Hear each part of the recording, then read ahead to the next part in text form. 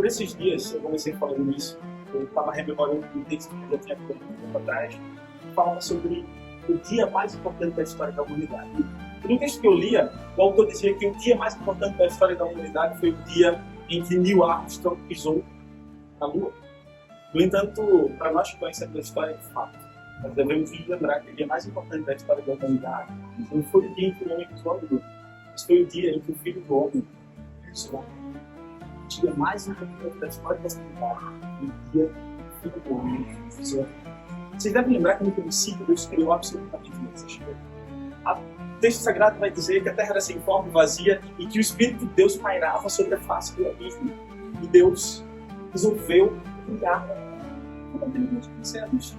Deus criou os céus e a terra e no processo criacional ele foi vendo que tudo que ele fazia era bom, até que ele faz o homem a sua imagem e semelhança. E ele conclui dizendo, e viu Deus que tudo que havia feito era muito bom. Queridos irmãos, Deus, o Criador dos céus e da terra, ele se relacionava com a sua criação, mas de uma forma distinta com o homem. Ele descia e na viração do dia, ele estava lá, lado a lado com Adão e Eva, sua esposa, e eles comungavam da presença do Senhor. Até aqui, queridos irmãos, o homem, meio que persuadido pela serpente, ele desafia o Senhor. Deus estabelecia uma regra clara. Você pode comer de absolutamente todas as árvores do jardim, exceto da árvore do conhecimento do bem e do mal. Porque no dia que você comer, você certamente morrerá. Queridos irmãos, ao homem, ele não é ignorante, ele sabe a implicação da palavra certamente morrerá. E certamente morrerá implicava que o homem viveria alienado de Deus, separado de Deus, afastado de Deus. Não haveria mais absolutamente nada que o homem pudesse fazer que se tornasse possível ele adentrar a presença de Deus de novo. Mas Deus, queridos irmãos, como sabemos, é um Deus gracioso. No texto de Êxodo, capítulo 8, versículo 5, o próprio Deus vai dizer, Moisés, diga para que eles façam uma arca, que eu habitarei no meio do povo. Aquilo que for impossível para o homem, o próprio Deus resolveu criar a condição necessária. No entanto, queridos irmãos, como acontecia lá no Éden, era impossível, o homem não mais teria acesso a Deus de forma restrita. Agora o homem não podia mais entrar na presença de Deus, ainda que Deus estivesse no meio do povo.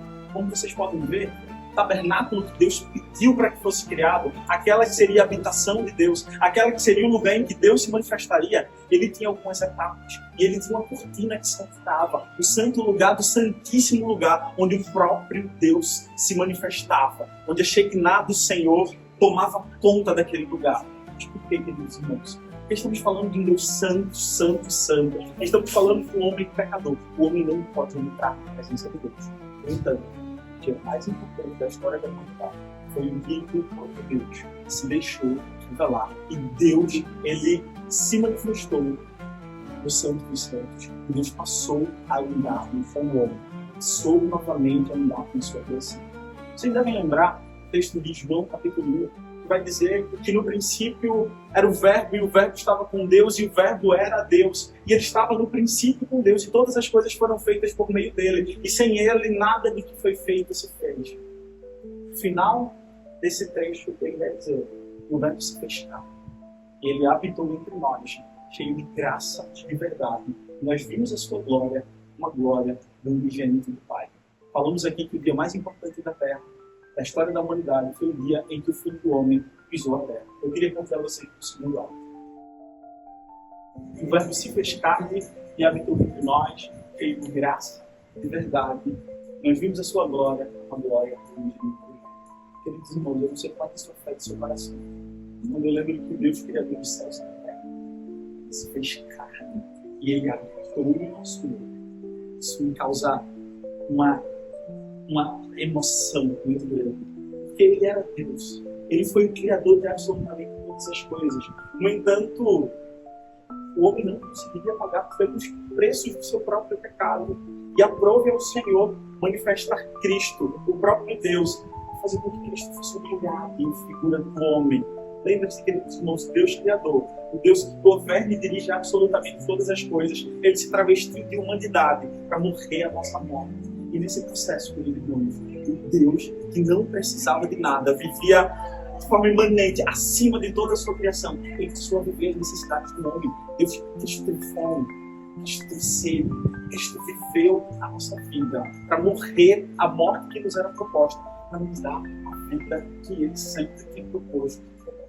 Irmãos, essa cena é uma cena impactante porque o texto de Lucas, o texto sagrado vai dizer, pouco antes de ser entregue, o Senhor senta com os discípulos e diz: cara, eu quero ansiosamente comer com vocês. Queridos irmãos, o Deus santo e verdadeiro, e desejava ansiosamente ceiar com os seus discípulos. Por quê, queridos irmãos? Porque ele precisava restabelecer uma coisa. Aquele que foi quebrado não é, seria restabelecido em Cristo. E o Cristo vai dizer: esse cálice que vocês beberão e beberão até o fim, esse é o cálice da nova aliança. Irmãos, Deus sempre teve um propósito relacional. Ele se relacionou com o povo no Antigo Testamento a partir da Arca da Aliança. Ele se relacionou conosco na nova dispensação a partir do seu próprio Filho e da nova aliança que ele estabeleceu. Deus sempre teve um propósito de ter uma relação de proximidade com isso. No entanto, culpa nossa, pelos nossos próprios desejos, nós nos afastamos. Mas é por Deus, em Cristo, restabelecer tudo. Eu queria contar a vocês. Nessa fase que Jesus também, Jesus, nós vimos toda a peregrinação dele, nós vemos toda a sua peregrinação. Mas Jesus disse, ele veio para essa. Ele disse: eu glorifiquei o Pai, consumando a obra que ele me desse. Foi naquela cruz. E Jesus, lá em João 12:32, ele disse que quando eu for levantado da terra, quando eu for levantado daquela cruz, eu atrairei todos a mim mesmo. Com amor eterno eu te amei, e por isso, com dignidade, te atraí. Então, Cristo está nos dizendo que a morte dele também foi a nossa morte. Então, nós podemos crer que assim como Cristo passou por aquela morte, Cristo também nos chama para que nós possamos estar compartilhando a morte dele junto com Deus, para que a nossa velha vida seja morta. E Jesus, quando ele disse: está consumado, e ele entregou o Espírito, o véu se rasgou e se levantou. Então aquele véu que separava o povo de Deus, que não tinha acesso aos santos dos santos, simbolicamente esse véu foi rasgado. E Deus está nos dizendo: hoje vocês têm livre acesso através da obra de Cristo. Hoje todos nós, em qualquer lugar que nós estejamos, nós podemos nos achegar diante de Deus, sem barreira, sem obstáculo, nada que nos impeça de chegar diante de Deus. E naquele momento em que Cristo estava consumado, que ele entregou seu Espírito, o centurião, ele deu glória a Deus, dizendo: verdadeiramente, esse é o Filho de Deus. E por que nós também não podemos dizer que verdadeiramente Cristo é o Filho de Deus? Crer que a obra de Deus em nosso favor para nos reconciliar juntamente com Ele. Só que Cristo morreu. E agora? Ao terceiro dia, o que aconteceu? Jesus ressuscitou. Então, esse vai ser o próximo. Vamos chegar. Quando elas chegaram ao sepulcro de Jesus, elas foram indagadas da seguinte maneira: por que vocês buscam entre os mortos aquele que vive? Jesus ressuscitou. A palavra de Deus diz que juntamente com ele nos ressuscitou e nos fez assentar nas regiões celestiais em Cristo. Então a palavra de Deus também diz: se nós cremos que nós somos unidos com ele na semelhança da sua morte, também cremos que também seremos unidos com ele na semelhança da sua ressurreição.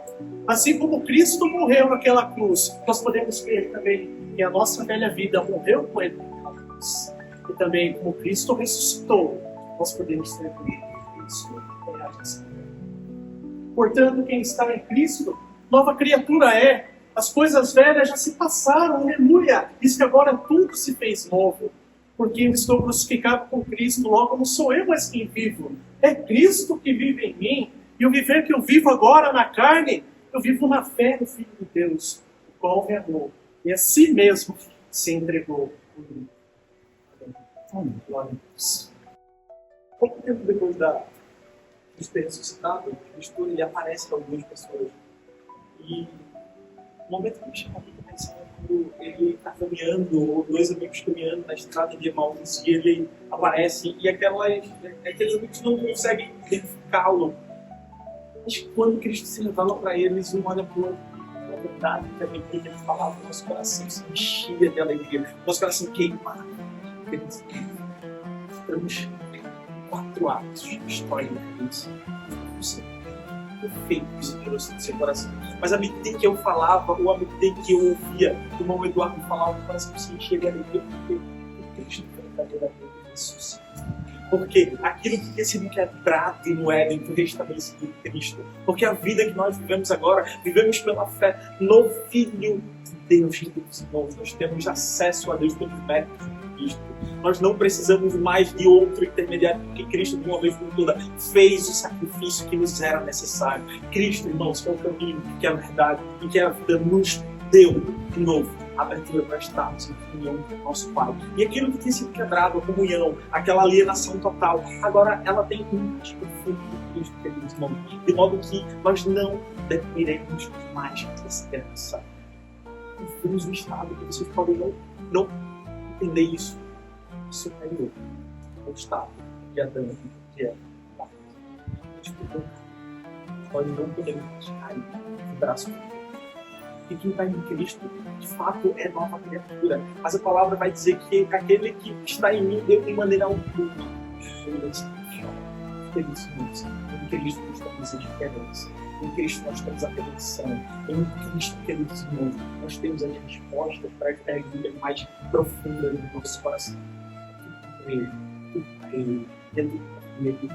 Eu queria convidá-los a irmos a Deus agora na oração mais uma vez, agradecendo por tamanha obra, agradecendo por tamanho amor, agradecendo por tamanho sacrifício. Lembrando sempre que o caminho que um dia nós interrompemos com o nosso pecado seria intransponível para nós mesmos, mas Deus e Cristo. Senhor, nós voltamos a tua presença, que agradecendo pelo amor de Deus, entendendo que esse já é o nosso último movimento. Senhor Deus, eu agradeço por seu trabalho, porque reconhecemos ao longo da noite, falando inúmeras vezes, o processo redentivo que o Senhor tinha estabelecido diante da nossa vida. Nós louvamos, Santo Deus, porque esse amor tão gracioso chegou até nós, Santo Deus. Nós te amamos, nós te agradecemos, Santo Deus, porque através de Cristo nós temos acesso ao Senhor. Nós louvamos, Santo Deus, porque Cristo morreu a nossa morte, porque Cristo, Santo Deus, Ele carregou a nossa cruz, porque Cristo, Santo Deus, porque pelas pisaduras de Cristo é que nós somos sarados, Santo Deus. Nós não teríamos condições de suportar a tamanha ira do Senhor, mas Cristo suportou por nós. E em Cristo, novamente, nós temos a justificação dos nossos pecados, Senhor. Louvamos, porque esse é um amor singular. Louvamos porque esse sacrifício foi um sacrifício de uma vez por todas. E temos a confiança de que se morremos com Cristo, a semelhança da tua morte, Santo Deus, na ceia, nós também viveremos com Cristo, a semelhança da sua ressurreição. Santo Deus, a confiança do nosso coração, a nossa maior certeza é que no dia em que nós fecharmos os nossos olhos aqui, abriremos, Santo Deus, e gozaremos de toda a eternidade ao teu lado, porque agora nada pode nos tirar da tua presença. E Cristo, Santo Deus, de uma vez por todas, nos abriu o caminho até o Senhor. Louvamos. Pedimos para que o Senhor continue, Santo Deus, abençoando cada um dos irmãos que estão aqui. Que o Senhor dê para cada um deles na semana atual, Senhor Deus. Toda essa história de redenção vai ficar sendo removida pelo seu coração e sua mente. E que, Santo Deus, a lembrança desse ato de amor tão grandioso possa não só ficar nas mentes e corações, mas possa passar para a boca, Santo Deus, e em passando, possa impactar todas as outras pessoas. É desse jeito que nós te oramos. No nome e para a glória de Cristo. Amém. Vamos, outra vez.